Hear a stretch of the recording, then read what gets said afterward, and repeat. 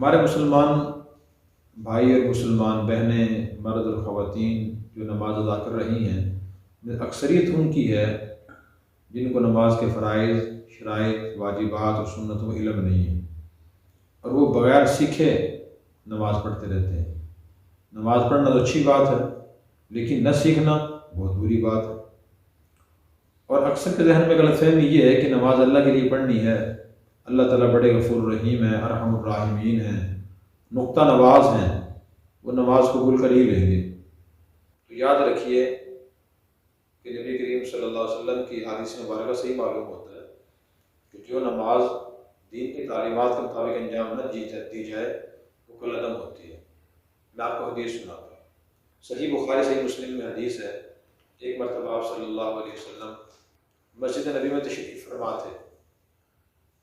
ایک نو مسلم صحابی آئے، ان کو اچھی طرح نماز کا طریقہ نہیں آتا تھا۔ آ کر انہوں نے 2 رکعت نماز پڑھی اور پھر آ کر آپ کو سلام کیا، فرد علیہ السلام، آپ نے ان کے سلام کا جواب دیا، پھر فرمایا کہ ارجع فصلی فإنک لم تصلی، تم واپس جا کر نماز پڑھو، تم نے تو نماز پڑھی ہی نہیں۔ وہ گئے اور انہوں نے پھر اپنے طریقے کے مطابق نماز ادا کی، اور پھر آ کر آپ کو السلام علیکم کہا، آپ نے وعلیکم السلام کہا، پھر آپ نے وہی بات فرمائی، ارجع فصلی فإنک لم تصلی، تم واپس جا کر نماز پڑھو، تم نے تو نماز پڑھی ہی نہیں۔ انہوں نے پھر تیسری مرتبہ جا کر نماز پڑھی اور پھر آ کر آپ کو سلام کیا، آپ نے سلام کا جواب دیا، پھر فرمایا ارجع فصلی فإنک لم تصلی، تم واپس جا کر نماز پڑھو، تم نے تو نماز پڑھی نہیں۔ پھر انہوں نے عرض کیا علمنی یا رسول اللہ، یا رسول اللہ مجھے نماز پڑھنے کا طریقہ سکھائیے، مجھے نماز کی تعلیم دیجیے۔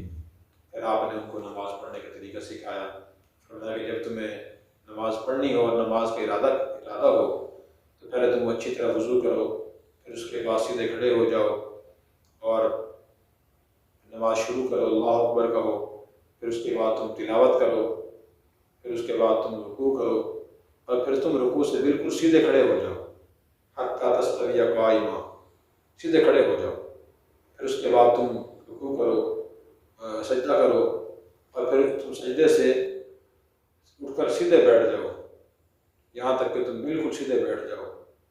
آپ نے ان کو نماز کا مکمل طریقہ سکھایا اور 2 باتوں کی خاص طور پر نشاندہی فرمائی۔ ان کی نماز میں 2 غلطیاں تھیں۔ ایک غلطی تو یہ تھی کہ وہ رکوع سے اٹھنے کے بعد بالکل سیدھے کھڑے نہیں ہوتے تھے، جسے قوما کہا جاتا ہے، اور یہ نماز کے واجبات میں سے ہے۔ آدمی رکوع سے اٹھنے کے بعد بالکل سیدھا کھڑا ہو جائے، بلکہ حدیث پاک میں اس کی دعا بھی آتی ہے کہ اس کو آدمی دعا کرے۔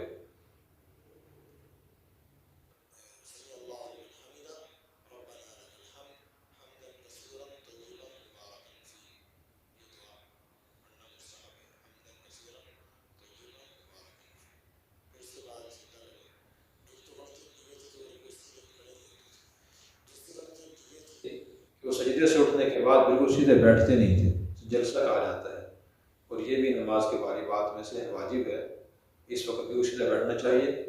اور امام احمد بن حنبل رحمۃ اللہ علیہ کے نزدیک اس جلسے میں اللہم اغفر لی وارحمنی وعافنی وجبرنی، یہ دعا پڑھنا فرض ہے، اور احناف کے ہاں یہ دعا پڑھنا مستحب ہے، یہ دعا پڑھنی چاہیے۔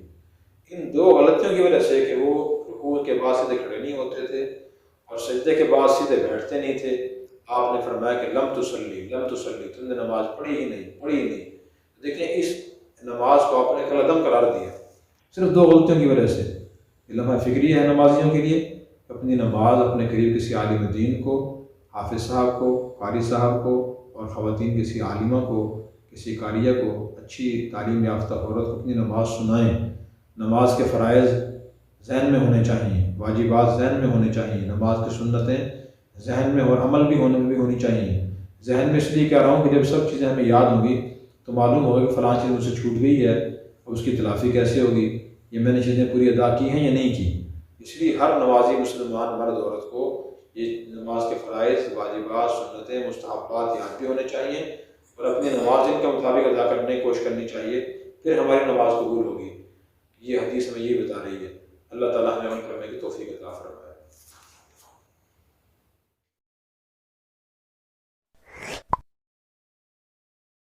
Subscribe now and press the bell icon.